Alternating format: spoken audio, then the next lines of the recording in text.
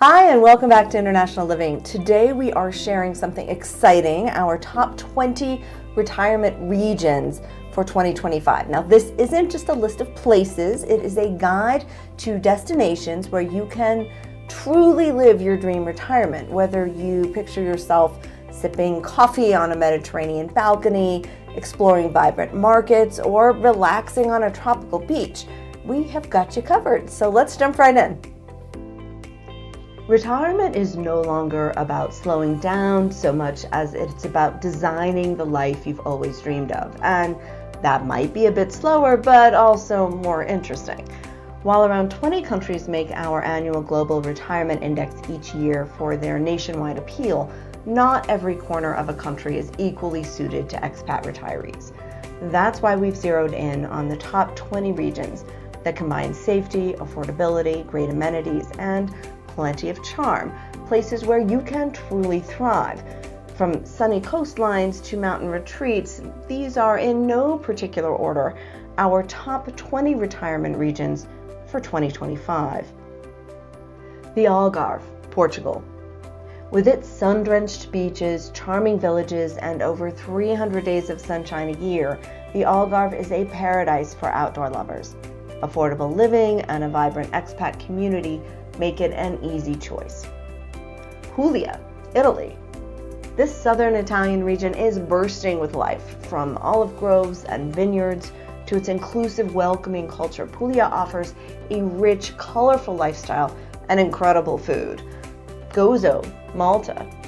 A tranquil island with a Mediterranean pace of life, Gozo combines natural beauty, friendly locals, and a warm climate. It's ideal for those who love history and relaxation. Costa del Sol, Spain.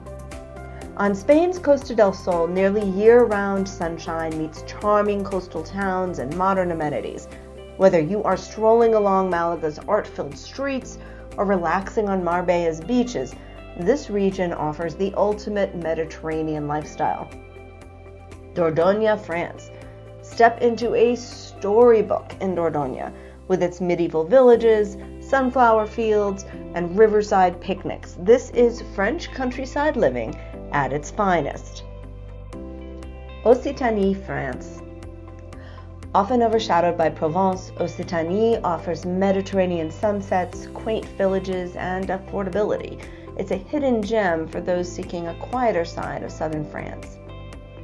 Riviera Maya, Mexico.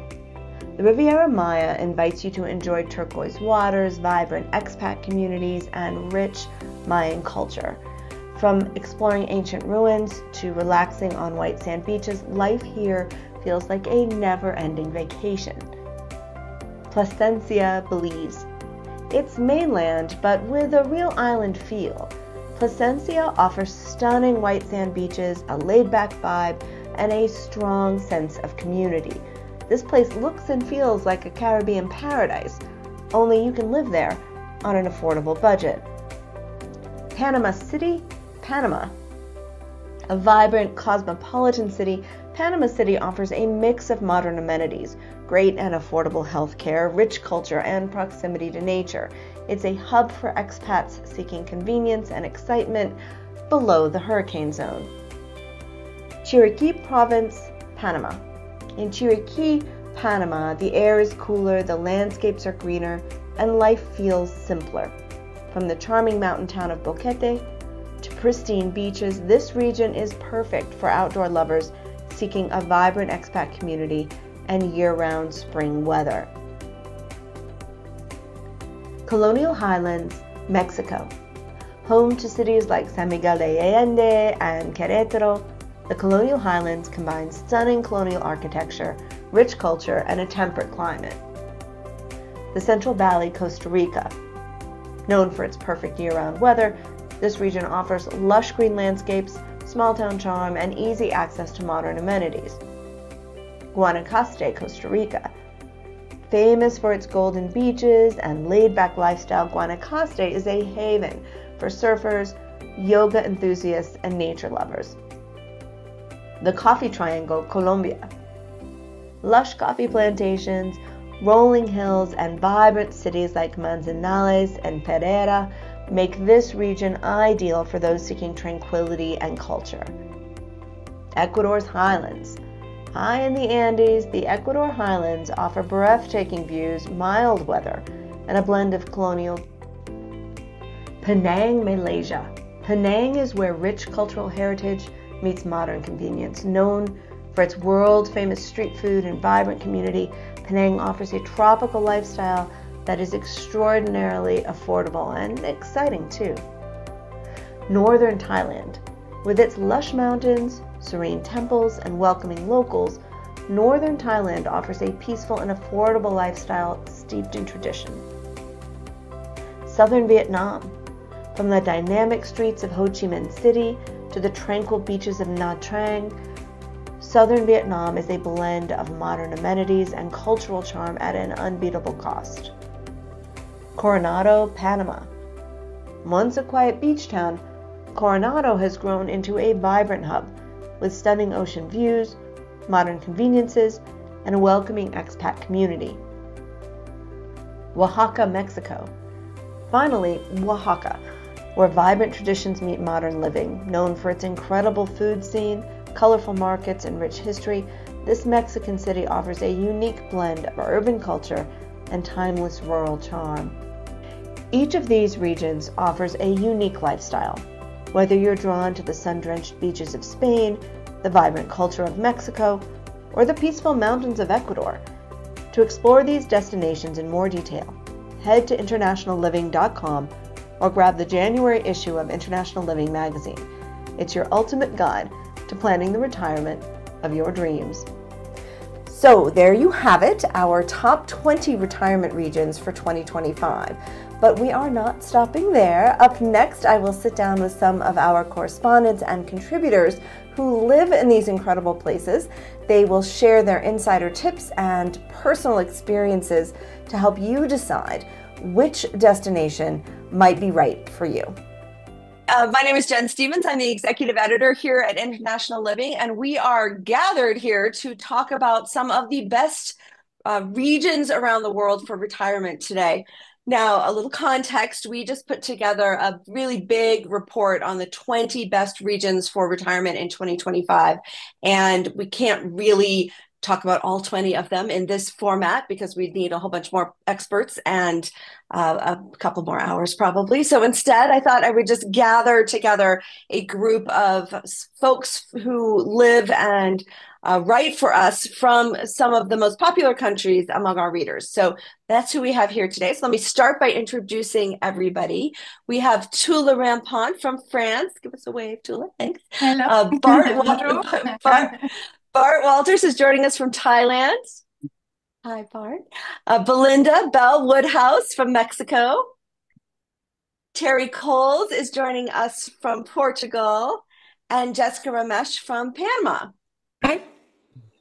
So thanks you guys so much for joining me. Before we dive in, I did want to say that for the last sort of 34 years, we've produced our Global Retirement Index. And that is a report that looks at countries. It ranks and rates and compares and contrasts 20 countries over 7 different categories, everything from like healthcare to cost of living and visas and benefits and stuff like that. That's an important first step. You kind of have to figure out, generally speaking, where you do want to aim yourself. But at the end of the day, you don't really retire in a country so much as you retire to a community, to a town, to a village, to a city. You retire in a more specific place. And hence, the secondary sort of report that we've done to dive into those specific spots around the countries that we believe are worth people's attention. So I should say too that we sort of whittled this list of 20 down from 50, and it was a rather contentious battle of whittling, and there was a great bit of consternation that went into figuring out what should these 20 be. And I say that really to say that while these are 20 great places, there are lots of other great places too. But these are the ones that we think are most worth your attention for 2025. So some of them, in no particular order, because we didn't want to try to rank them. There's no one perfect spot, on the planet. These are all worthy, depending on what you're looking for. You might find your perfect spot among them. So let's get started here. Terry, I thought I would start with you with Portugal. Now, The region that we've highlighted is the Algarve, and that is where you live. So Mhm. why don't we start with simply what about the Algarve drew you to it? The Algarve has the absolute best weather in all of Europe. We have over 300 days of sunshine, mild winters, warm, dry summers. It's just the best of everything. It's also a great place for people that don't want to learn Portuguese, especially at first, because all the Portuguese in the Algarve seem to speak English or they don't want to practice Portuguese with us. It makes it difficult for people like us that are trying to improve our Portuguese. The beautiful beaches, all the best hospitals. My husband had just had a cornea transplant yesterday, not in the Algarve, but in Portugal, and we've been very happy with the healthcare in the Algarve and throughout the country. So has the best of everything, mainly the weather and the language barrier is not there. Can you tell me about a town or two on the Algarve that you like? Because you've moved around a little bit, I know. So tell us about pick one or two specific spots that you just would recommend. We're in Tavira in the Eastern Algarve, and we moved there because it had a great expat community. We lived in the central Algarve in Vila Moura, which was great, but it was more touristy. We didn't have an expat base there.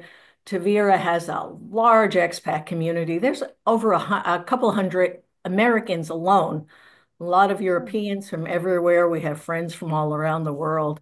So it's easy to find people to go hiking with, play pickleball, biking, go to the gym with, play cards with. There's all kinds of things. So you can really be as busy or as laid back as you want. The nice thing about Tavira is the beaches are outside of the town. They're accessed through a quick ferry ride, so it keeps the tourists out of the town. Lagos is another very popular place, but the beach is in town, so it does see more of the beach crowd in the summer. If people want bigger cities, there's Faro and Portimao, and Tavira is a smaller city of about 25,000, I think. But there's little fishing villages, bigger towns, smaller towns, a little bit of everything. That's great. And the cost of living there you have found is consistently less than in the United States. Can you speak to that a little bit? Yeah, I think the cost of living in everywhere in Portugal is less than the United States. The Algarve's a little pricier. I think looking at a rental, you're looking at 1,000 and up. We're paying 1,200, but it's a spacious, furnished, newer model. If you get cheaper ones, they may not have heat. They may be a little colder and moldy. But I think for cost of living, generally 2,500 and up. If somebody pays cash for an apartment or a home outright, they could certainly live on a lot less. Most of our budget is our rent. We do have private health care, which because we prefer to use the private health care system, which has been excellent. But compared to the US, we're paying about 550 a month for the two of us for top-notch private health care policy. Health insurance is what I'm getting at. Yeah, yeah. Yeah. That's great. Well, thank you. All right. Well, I'm going to move on because it felt like that was quick, but we got so many places to talk about. Tuula, let's go to France next. And there's a couple places here, but maybe we'll do one and go around and come Yeah. back to you then. How about let's talk about the Dordogne. Can you tell us sort of where that is and what it's like? Sure. I think for a lot of people, Dordogne is a mystery because it was kind of the case for me because it's really countryside, a bit of rural living, but it's probably in the top three of the most beautiful places I've ever visited in France. It's in the southwest. It's about an hour and a half from Bordeaux. And if you've seen any photos of the Dordogne, you definitely want to get a plane on a plane and come on over. It's like classic France is known as the land of 1,001 chateaux, so castles.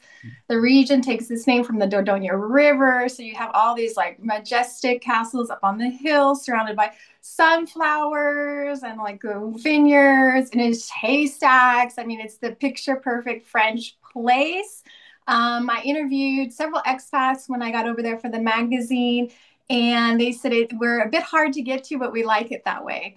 It's Yeah. incredibly beautiful, and France, the country as a whole, has a designation of most beautiful villages, le plus beau village. And actually, Dordogne has the most of them out of all of France. So it gives you an I idea didn't of know what that. just gorgeous. It's about but like blonde stone, your cobblestones, your churches, and spires, and it's just fantastic. The real draw, to be completely honest, is that outside of the south of France, the southeastern, like French Riviera, the classical part of, we consider the south of France, it has reasonable weather and you're saving a lot on housing. So the big, I know people think France is expensive, but surprisingly, you save a ton on housing compared to the US. Even where we're at in the classic like south of France, French Riviera, but in the Dordogne, the savings are really interesting. So there are a lot of Americans kind of cashing out on a lot of their equity that they built up and moving over. Even some come even part-time. A couple that I interviewed, they moved from the LA, Southern California region. They were in a very kind of nice suburb. I used to work in this very nice place. And they retired early. So they kind of cashed out on their, property they had over there and bought, in their, I think they're in their early 50s. And the thing is that you will need a car. It's a bit of, like I said, countryside living, your classic, like French, kind of picturesque. But people meet in the different villages. And so the village that's most known is called Sarlat-la-Canéda. A lot of people just call it Sarlat. And it's a restored medieval village. It has one of the prettiest markets in all of France. And so that's kind of like the expat hub. So some people live around Sarlat proper, the main hub, and then other people live in villages. And so they often meet there for like dinners and lunches. And there's over 200 like associations. So you have theater, arts, you've got a gourmet club. There's like Friends of Sarlat because it's a gorgeous like historical town. There's a tennis club. They have an English language theater. So there's a lot really to recommend the Dordogne.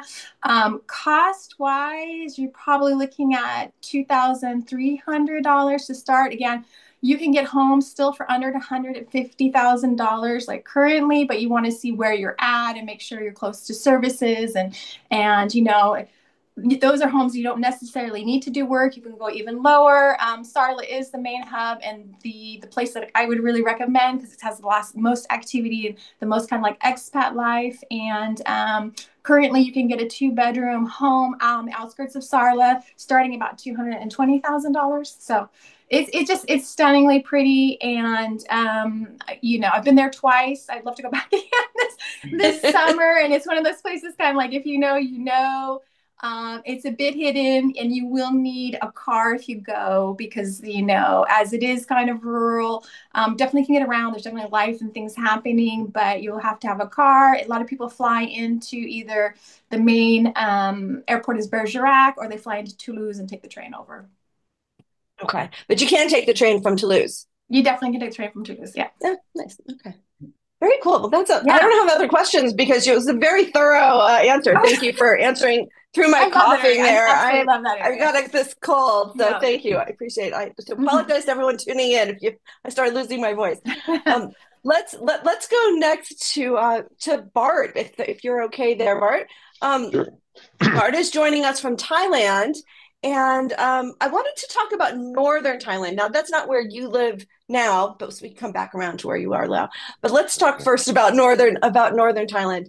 What does this region have to recommend it? I spent a lot of time in the biggest city in northern Thailand, Chiang Mai. It's kind of like the second city. It's a couple million people. It's the old capital. It's up near the border with Myanmar and Laos.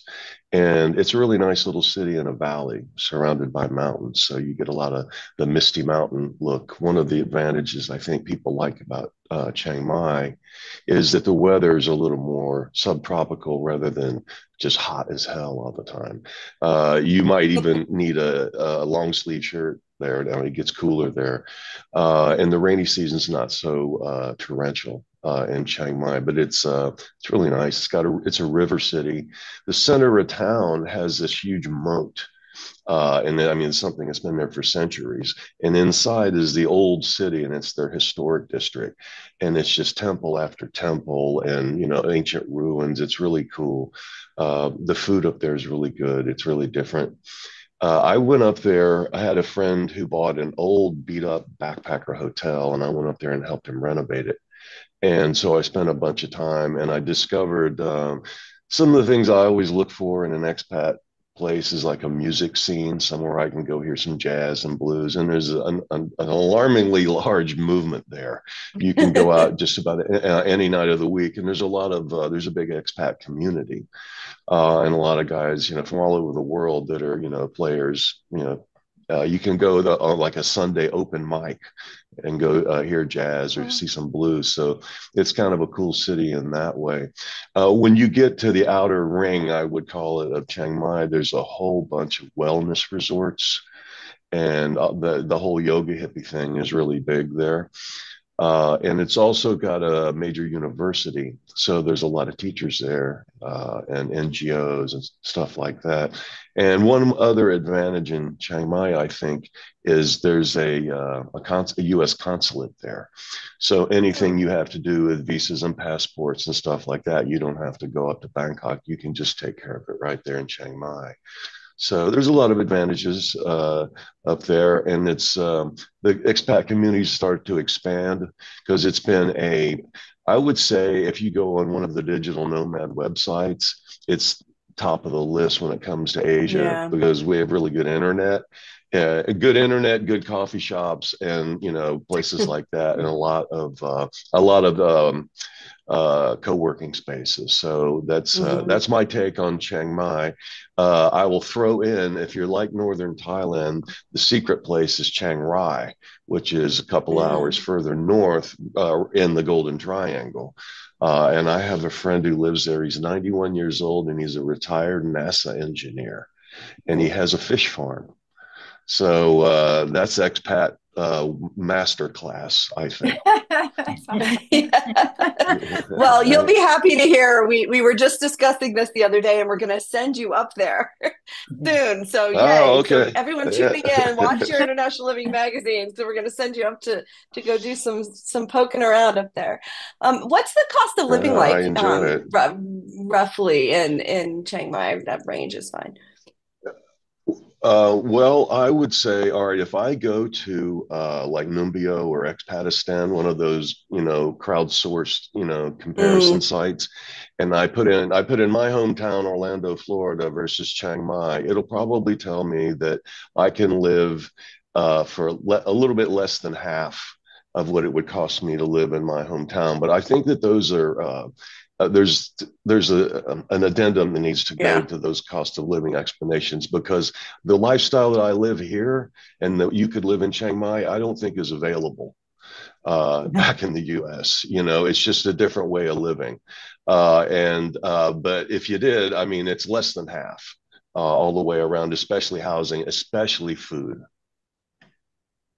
All right. Okay. Thank you. Well, we'll come, as I said, we're going to come back around, but let's move on to Bel, to you, and let's talk about the Riviera Maya in Mexico, because you live over in that general sector of Mexico. So maybe tell people where that is and tell us a little bit about what makes it special.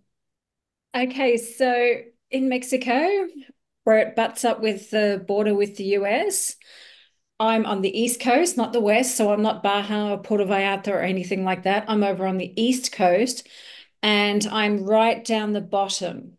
Okay, so I'm off the Yucatan Peninsula, and I live on the island of Cozumel, which I think is a little slice of heaven.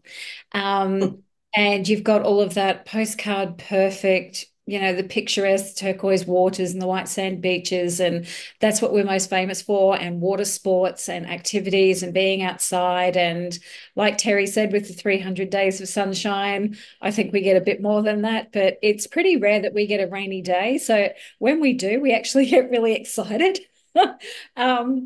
And the weather is just warm year round, amazing. Summer can get find their expenses do go up because they have their air conditioner running 24/7. But even having said that, I don't use my air conditioner generally. But my neighbors did, and they used to have an electric bill of about 2,500 pesos a month, and that was running it day and night, which is about $125. So, and that's for 2 months, not one. So even then, if you do have the big expense like non-stop air conditioning, it's still a lot more affordable than the US, because we pay bi-monthly every second month, and mine's normally about $20 or $30. So if you don't use your air conditioner, you can live on next to nothing.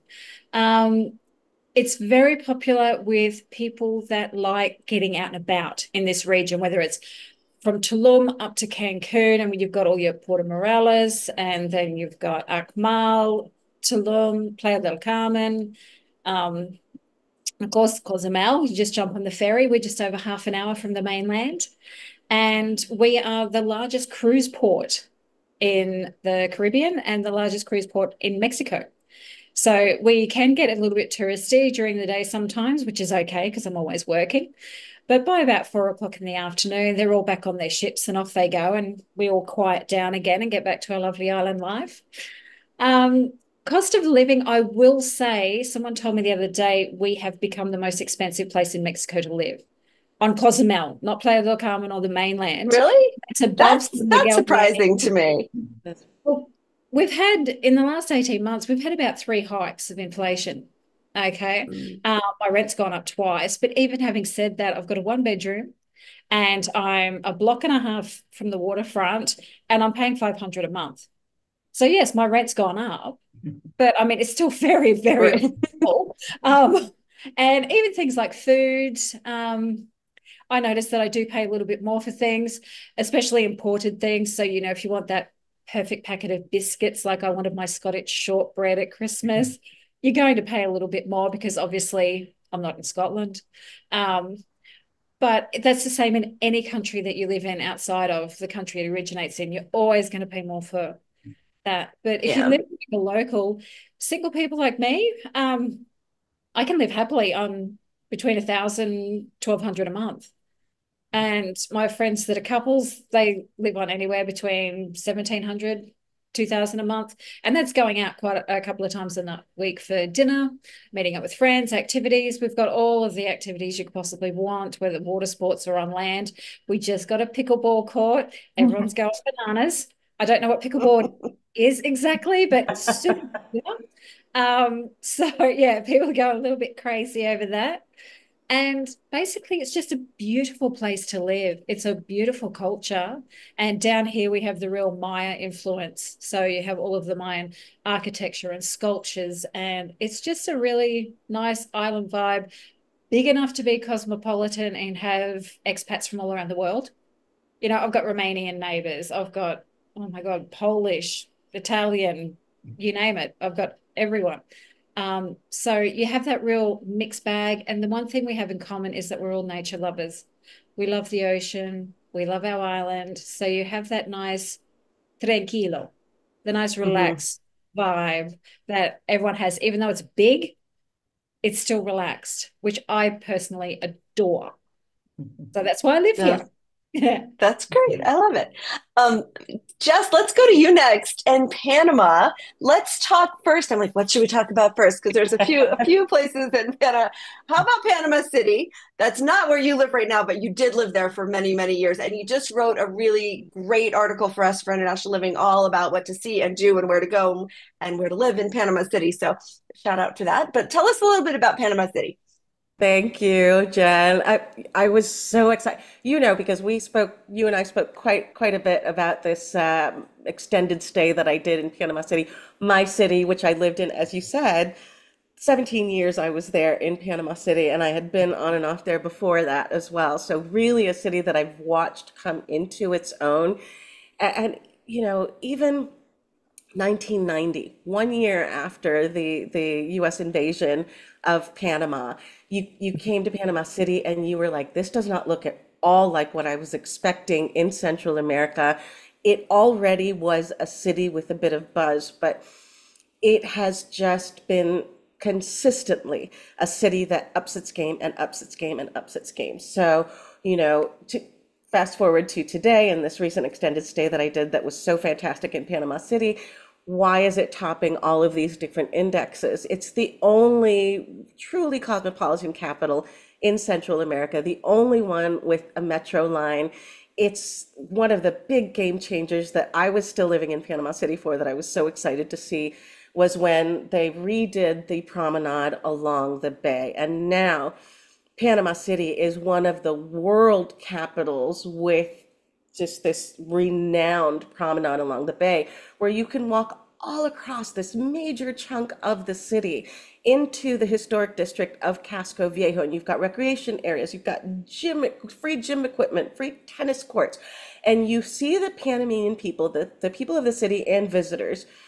There's this flow every morning, every evening of people outside enjoying that city, the city buzz. So then you become part of this. It feels like you're a part of this energetic thing that's happening where people are really just able to enjoy the beauty of the ocean that you're looking at every day and the warm tropical weather.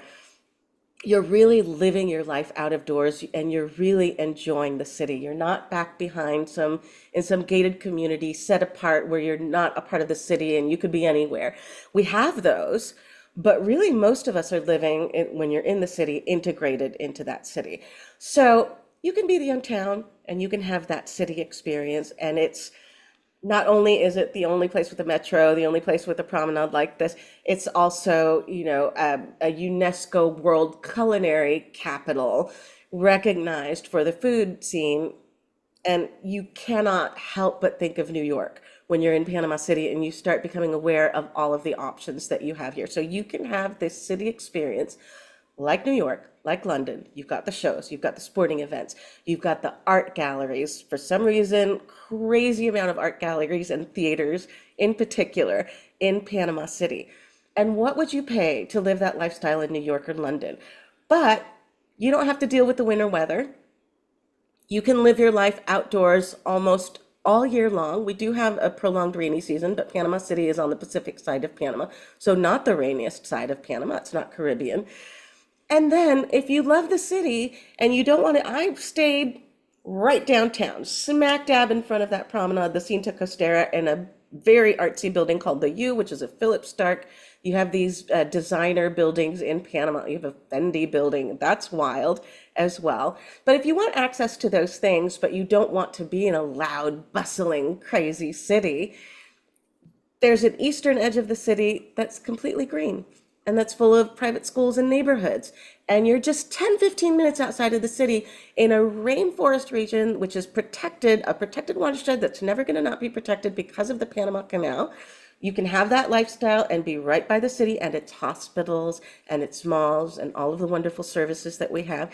And then that's the western edge. Then going towards the east, you have this new city called Costa del Este, which is its own sort of suburb enclave. They have their own nightlife, their own restaurants, all of the services that you have in the city, their own promenade, so you can walk, jog, bike, rollerblade, get your outdoor fix peacefully out there along the ocean as well. And you can be just, a 15-minute drive from Tucumán International Airport, which is the hub of the Americas. So this is the region's best and busiest airport. So that New York City lifestyle, no bad weather, no hurricanes. It's gorgeous, sunny, tropical, good for the mental health. And you've got the hub of the Americas. If you're like me, you still enjoy traveling, you still need to travel, you need to go back and see your family in the States, you want to go to Europe, you can fly direct from the hub of the Americas to Paris, to London, to Madrid, to Amsterdam, to Turkey, if you want to. So no other city on the planet offers in close proximity to the US, 3-hour flight from Miami, 5 from Newark. There's no other city that offers this. So when I say Panama City is the greatest city in the world, I really mean it, and I lived it, and that's the truth. You put that in our article, and I took it out. I was like, you can't necessarily say that. I don't know. You couldn't keep me from saying it here. No, it's fine. It's totally fine. Talk a little about cost of living in Panama City. So thank you. This is the thing also. What would you spend in a place like New York or a good weather place in California or Florida? Panama City, they're not taxing your global income, your income from outside of Panama, so you don't have to worry about extra taxation there. You could spend as much as $2,000 on an ocean view apartment, but I rented not on the ocean, but a short drive from that beautiful promenade for $750 a month. I did my legwork and found a good deal. You can rent for $900 to $1,500 in walking distance of the bay, of the promenade, of the ocean. And again, this is a New York style lifestyle. You've got Korean cafes, you've got a real deal Italian pizza, you've got French crepes, you've got that entire experience. And then this city, you no longer need a car. That wasn't always true. But now you've got good buses with air conditioning. You've got the metro. And if you situate yourself in one of the walkable areas, which there are so many nice areas in Panama City where you can walk to grocery stores, you can walk to have drinks with your friends, and you don't have to worry about drinking and driving, which Panama is very strict about. So you can live that New York lifestyle in Panama City as a single person or as a couple with a nice 1,000 square foot apartment, ocean view, spending from $2,500 to $2,900 a month. And again, you're not worrying about healthcare decimating your finances. So you have to think beyond that. Say you're like, well, I spend that much in the States. Yeah, but how much do you have to spend annually on your health insurance? How much are you worried about your property taxes every year? You don't have those concerns in Panama. Property taxes, for most people, 0.5%. If you decide to buy, which you don't have to, you can rent. But buying is a cost-saving option. Again, when I say greatest city in the world, you get all of this. You don't have the concerns about healthcare because it's common sense healthcare that is affordable. It is not going to send you to the poorhouse. If you have a medical emergency, an ambulance ride, an emergency room visit, at most you're going to be spending some of these cases that friends of mine have reported to me. I spent $200. I spent $500. This is not, it's not like in the States where you're like $4,000 and up bill.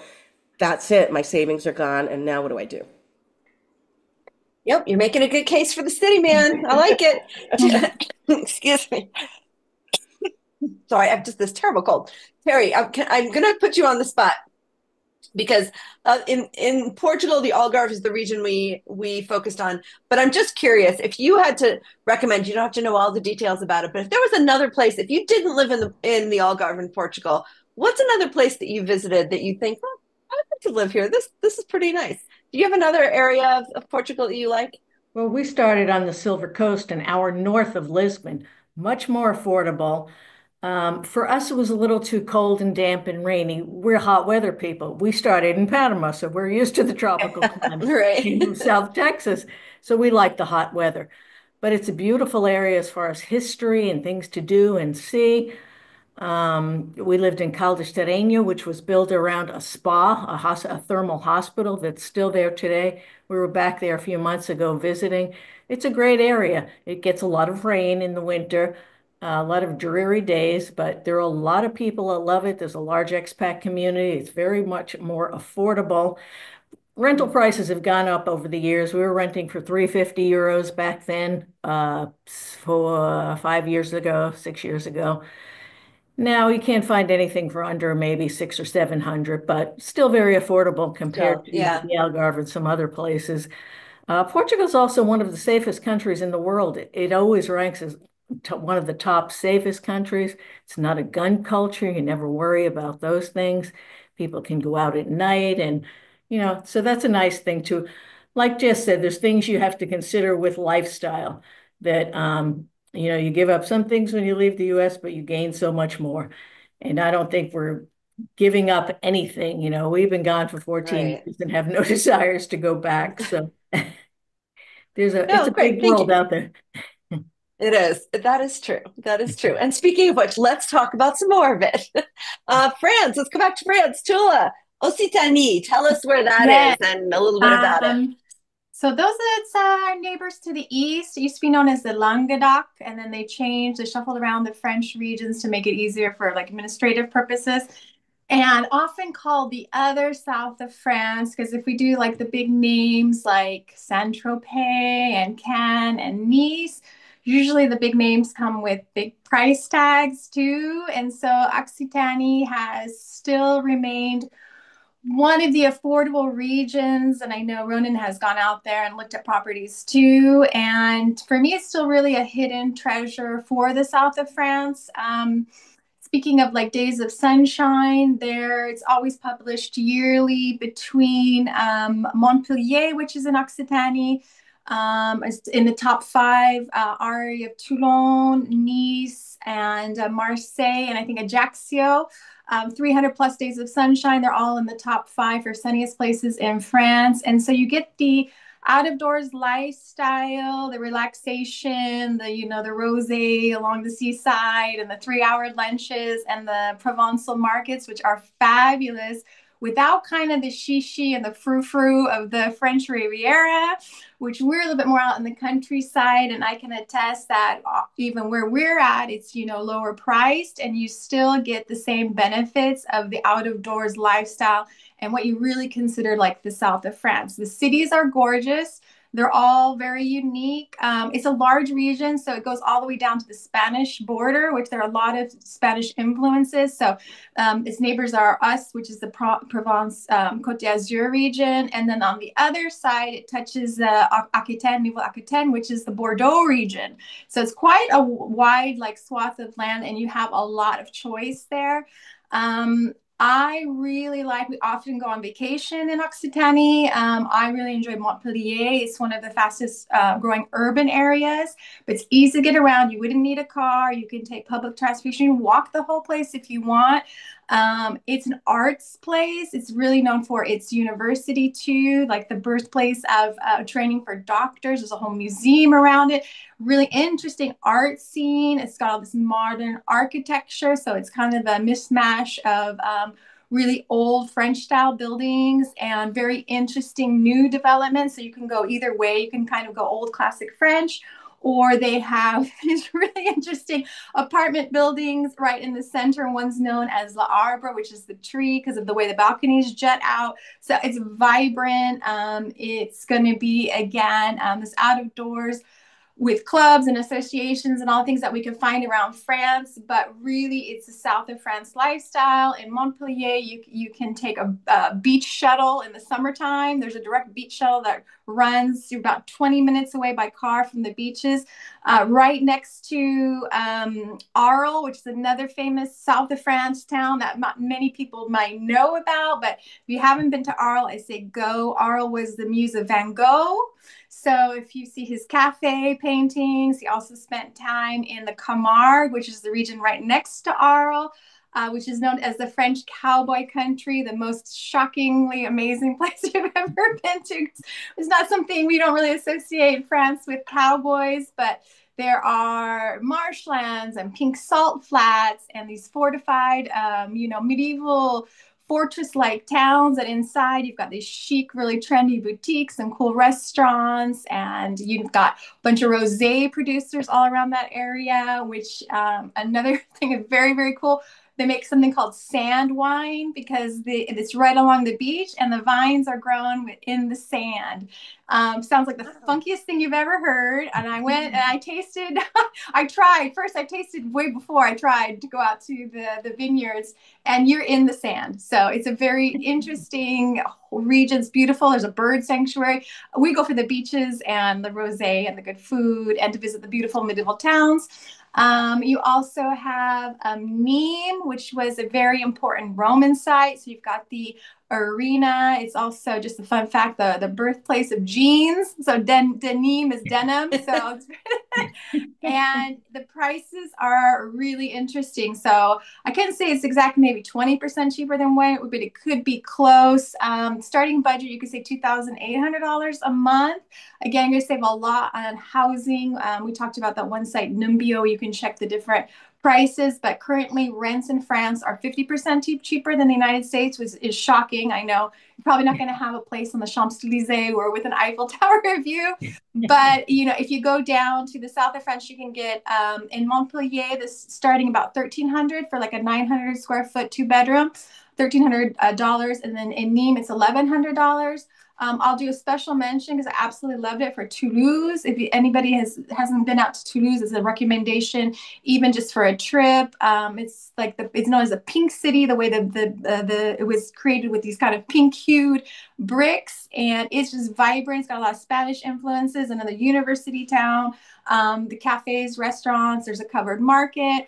Along the market that I visited, you go out and people are doing like flamenco guitar and tapas, and people like what, not exactly there, but along a side street, people are like dancing. It's like a really let your hair down kind of place.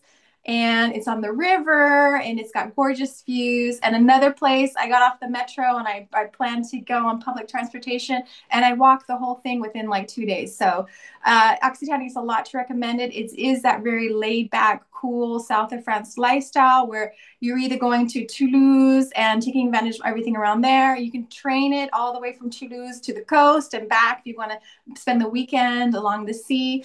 But again, you're looking at like the south of France lifestyle on like a slimmer budget. So that is Occitanie is a lot more to say, but it's a rich historical place, and even more, it's just a scouting trip, a visit to check it out and see if it's for you. Oh, that's great. Thank you. Now I want to go. Well, I always want to go to France. Yeah. Now I'm like, oh, now I'm adding more places Yeah. to my list. Bart, let's go back to you. I'm putting you on the spot as well, but would you pick just some other spot in Thailand that you would just like to tell people about, a region that you're excited about? Well, funny you should ask. I live where I live. I lived on the eastern seaboard in Jomtien Beach. If you drive directly south from the capital city of Bangkok, in about 2 hours, you'll hit Pattaya City, which is a big tourist town right on the Gulf of Thailand. And if you look on a map, the beaches are scalloped, is the best way I can describe it, down the coast. And each little place has its own personality. Pattaya Beach is bright lights, big city. Then next is Pratumnak Hill, which is kind of San Francisco-ish. And then next is Jomtien Beach, was kind of sleepy, no Starbucks, no Burger King, any of that. And the further you get away from the main city down the eastern seaboard, the little more fishing village and rustic it gets. The play actually, I'm going to go to Rayong, which is all the way on the southern end of the eastern seaboard for you guys. Donald and I talked about it, Yeah. and this is really the hottest. And when I say hot, I don't mean temperature wise. I mean the most rapidly developing part of Thailand. There's a government initiative called the EEC, the Eastern Economic Corridor. Some of the largest industrial estates in the world or in Asia for sure. Deep sea ports are all here. Every Ford pickup truck in Asia is assembled here. Every BMW. So you have a lot of these.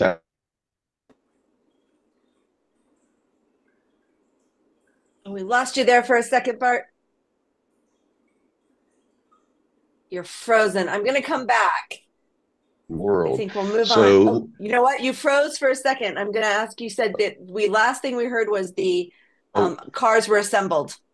Oh, okay. Sorry. So we have these massive industrial estates. So that's important because you have expat communities that have existed for a long time of working expats. For example, in the province where I live, Chonburi province, there's 16 international schools. Wow. So when you go to places like this, it's not just retirees moving there, it's people that work for Kawasaki.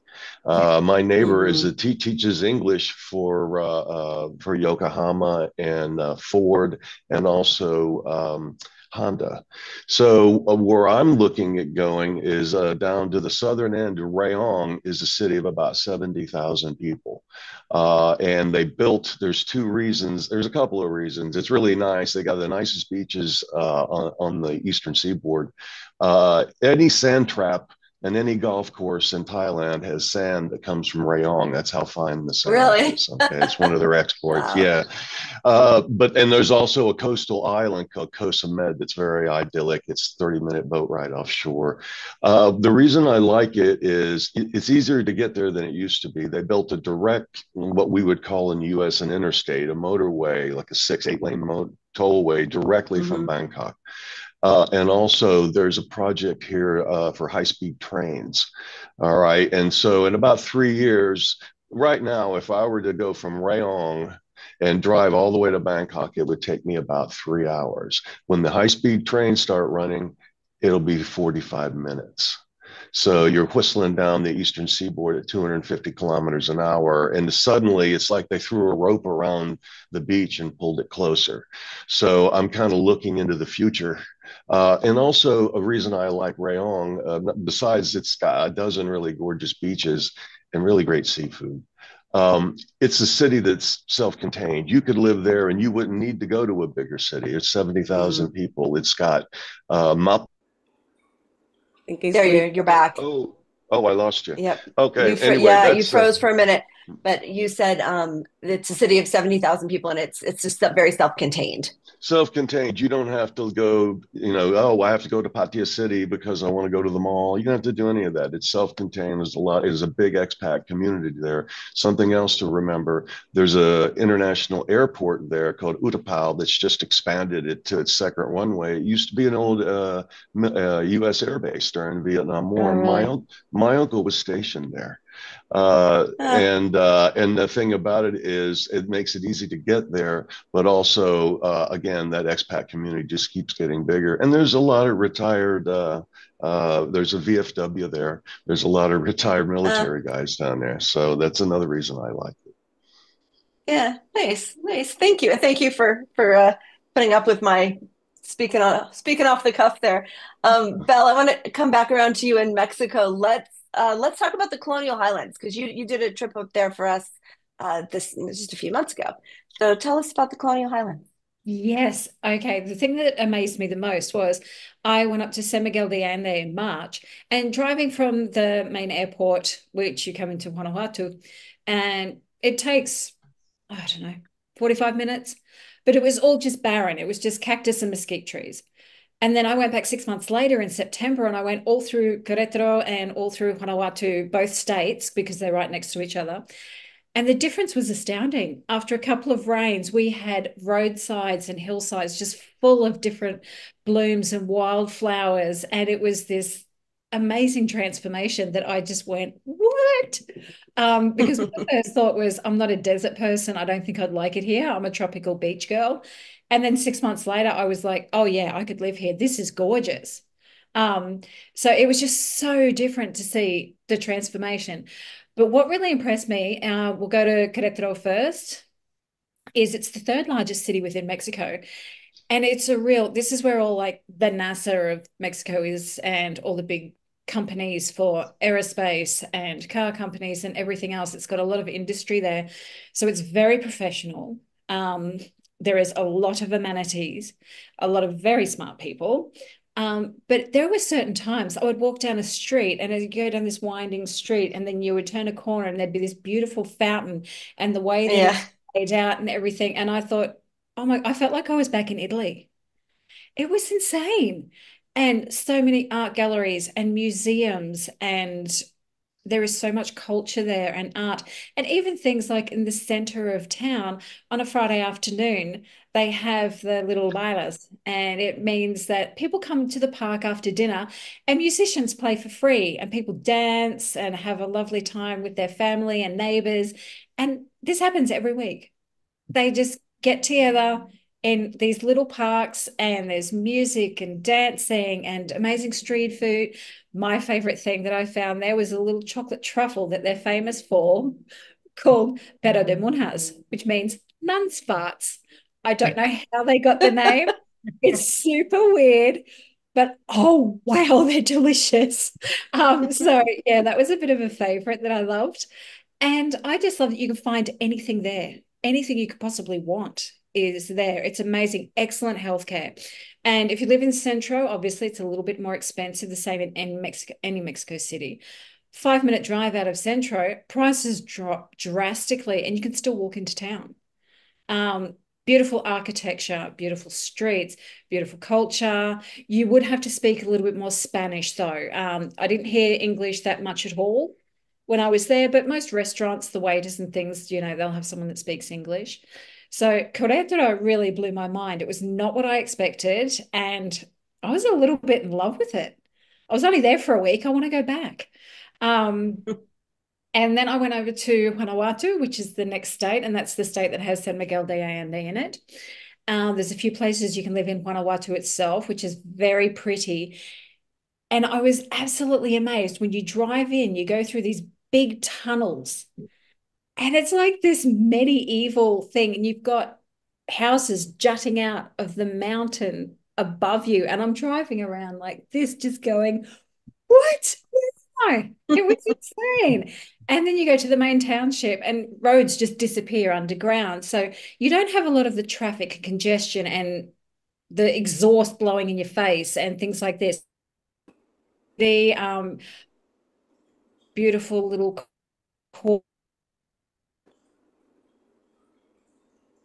the top to the lookout, and they've got a funicular. So of course I go up to the lookout valley, and it's surrounded by mountains, and they're famous for mining. So lots of beautiful gems and jewelry and everything. But it's this hillside, even the way that the houses are, it's all golds and reds and pinks and blues, and very pretty, very, very pretty city. And you get the funicular back down. And I was just blown away. The only thing I would say is that there is one area, one of the most famous areas in Vanuatu City, and it's called the Kissing Alley, because it's so narrow that this balcony of this house, and on the other side, the balcony from this house, they said that if a boy and a girl stood on both balconies, they could just reach over and kiss each other. So, which is super sweet. Like Italy. Yeah, I don't know how that would go if the neighbors are having a row or anything. You might think, oh gosh, oh. But yeah, both cities very beautiful. I was really And surprised. what generally speaking, like what would the cost of living be in either, just a range sort of in either of those cities? So I spoke to some expats when I was there in Querétaro, and they all said they're on half the money they used to spend in the US. One couple I spoke to are a few blocks from downtown in the Centro area, and even then, I think their rent is only $750 a month. And I went to their house, and it's a beautiful little place. And they've got a rooftop garden. They sit up there and have a glass of wine in the afternoons, and you're looking at the big cathedrals in town, which there are so many, and they are so beautiful. Yeah. You have time to get through them all. And then I spoke to another lady who is further out of town, and she's on about $500 a month, and that's a beautiful house in a gated community. So you can live there very cheaply, very affordable as a single or a couple for under $1,500, $2,000 a month. Depending on the lifestyle that you want, if you want to live right in the middle of town and eat out every night, fine dining, because they do have it, obviously your expenses go up. And Vanuatu I found was a little bit cheaper than Querétaro. So, and it's also cheaper than San Miguel de Allende. So, but once again, if you live in Centro, you're going to, I'd say around $2,000 a month for a couple. Okay. And if you're in San Miguel, same. But in Vanuatu, I think you could get away for 1,700. Okay. It's yeah, very affordable, both of them. All three of them are beautiful. And the best thing is that region of Mexico is starting to become a top producer of world-class wine. It's come a long way, and we're starting to take out wine medals in these big internationals, and we're beating the big ones. We're beating Italy, Spain, France, things like this. Mexican wine is really starting to soar, and it's delicious. I'm conscious of the time, so I want you to tell us a little bit about San Miguel de Allende, and then we're going to go back to Jess. Okay, so San Miguel de Allende is a gorgeous Spanish colonial town. It's all heritage colors, the golds, the reds, cobblestone streets, beautiful. I was really amazed with the quality of food there. It was really nice everywhere I went, and they had a bakery that my God, I wanted to marry. I could live in it. And it's around town. They have this big Gothic cathedral church and a little parque in the middle of the Jardin, and that's where everyone meets and goes around and everything else. But you can still go to one of the little Herderios, and there you can get an ice cream for $2, 40 pesos. The coconut's really good. And there's a very popular around Centro, there's many, many neighborhoods. And depending on the deal that you get and how close to Centro you are, it's not really a walkable city as much. Okay, so it does get steep. You'll get a hell of a workout walking around. And most people. Yeah, last time we rented a house for a few weeks up on the hill, and then we'd walk into town, and then we would take a taxi back up because it was Yeah. just like a hell of a ride, hell of a walk up. But I you could do started that doing because that. the taxi was like $1. Yeah. But they do also have an excellent bus, a little local bus that just sits around the town, and it's 8 pesos. So I don't even know what that is, 40 cents. And it just goes around town. So it's very easy to get around, even if you don't have a car or And don't there's a big expat community of sort of Yes. American retirees in San Yes. Miguel, right? There is a huge expat community. And I spoke to one lovely expat lady, and she actually started a writers' conference. It is now so famous. They pull in millions in tourism every year, and they have thousands and thousands of attendees that come from all over the world. There's world-class opera, orchestras, museums. You've got it all. And as I said, in town is a little more expensive, but 5 minute drive out of town, I walked it in about 40 minutes. I walked out of town to this neighborhood. Beautiful, beautiful neighborhood, quiet, very affordable, and prices dropped substantially. Like it out there, rents dropped by 30-40%. So Nice. yeah. Okay. So yeah, there's definitely affordable living in San Miguel as well. Yes. Thank Yes. you for those insights. And Jess, we're going to wrap up with you. I'm going to give you a pick. There's two other Panama regions on our list, Chiriquí and Coronado. So which one do you want to highlight? Let's talk a little bit more about Chiriquí because Coronado, I live in Coronado, and I did a very extensive feature that people can check out, the June 2022 issue, and that's a very well-established expat community. Chiriquí is very exciting because, and you know, what a wonderful opportunity for all of us to come together and speak about our places today because every time I'm sitting here and I listen to Tuula talking, and today Bart, Bel, all of you, the thing that you come away with is these countries are so surprising. There are so many surprises, so many things that you wouldn't expect. And Chiriquí is wonderful precisely because of that, because you go into the mountains. This is Panama's most westernmost province. You can fly there in 1 hour from Panama City, easy peasy, or you can do the drive 5 hours, depending a little more depending on where you're going. 6 if you're going into the mountains, for example. You can drive into the mountains of Chiriquí, right by the Costa Rica border, and you'd swear in these parts that you're in Switzerland. And in fact, one of the first kind of waves of expats that came here after the world wars, I'm talking a long, long time ago, were people from Switzerland and other parts of Europe, that people that were seeking that cooler weather, maybe a place where you could have a farm, a dairy farm, grow coffee, grow vegetables, grow fruit. And they found the Chiriquí region. So many of the homes look like Swiss chalets. They didn't need eaves that snow would fall off of, but they built what they knew, and it continues to look this way. And I'll do some of these little hikes. And I even have a mountain community 45 minutes away from me where I am in Coronado, where I get the same thing. I'm 45 minutes away from the beach. Or if you're in Chiriquí, you're an hour or something from the beach. You go up on this little hike. Suddenly, you're on a verdant, pine-covered mountaintop, swirling mist all around you, and it's like you traveled halfway across the world and you're in Austria or somewhere, and I didn't even have to leave the country to just get that change of scenery, that different experience for, you know, no money, because I can hop in my car and I can drive there. Then you've got, and nobody talks about this. Most people, when they're in the know about expat destination, they know a little bit about the mountains of Chiriquí, but then you have the coast and the islands. And I'm a big fan, as you know, of the Caribbean region of Bocas del Toro, the archipelago here in Panama.